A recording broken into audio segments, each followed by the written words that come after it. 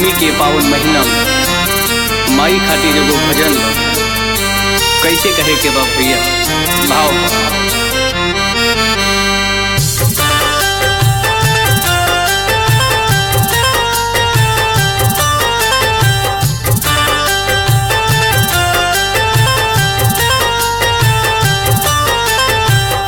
टूटी फूटी मड़ैया बनी माई के बसेरा यही नौमी में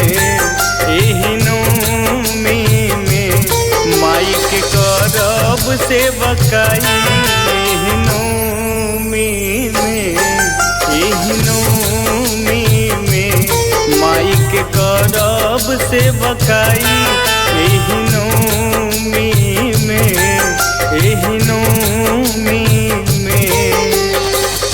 अंगना लिपाइब माई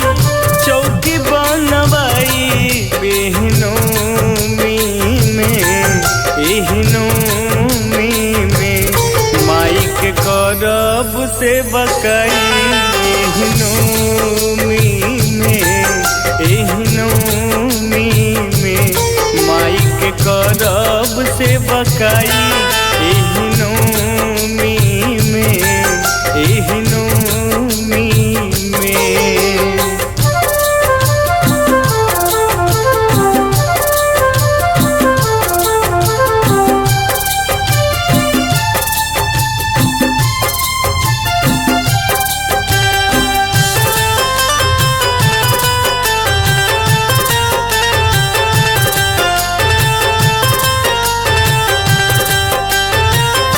काकरी माई पिया नइखे कमाल मेहनत मजूरी करे बहरी उजाल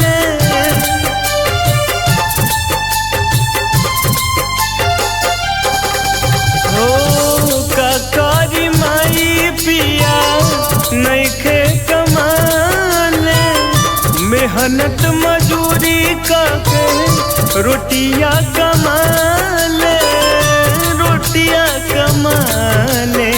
भैया हो भाव बा ललसा बाई है मन में बीते उमरिया रौरा भगती में माई के करब से बकाई एहनोमी में माई के करब से बकाई एहनोमी में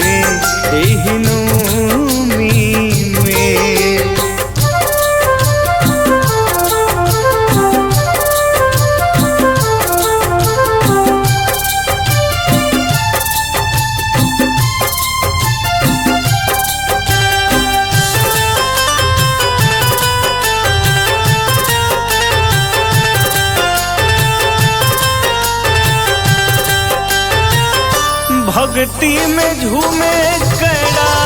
तेजीपुर नगरिया छोटे छोटे लइका गोहा रावे मैया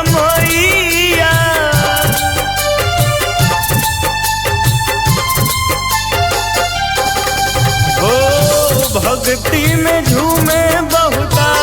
भीमसेनपुर नगरिया नान्हे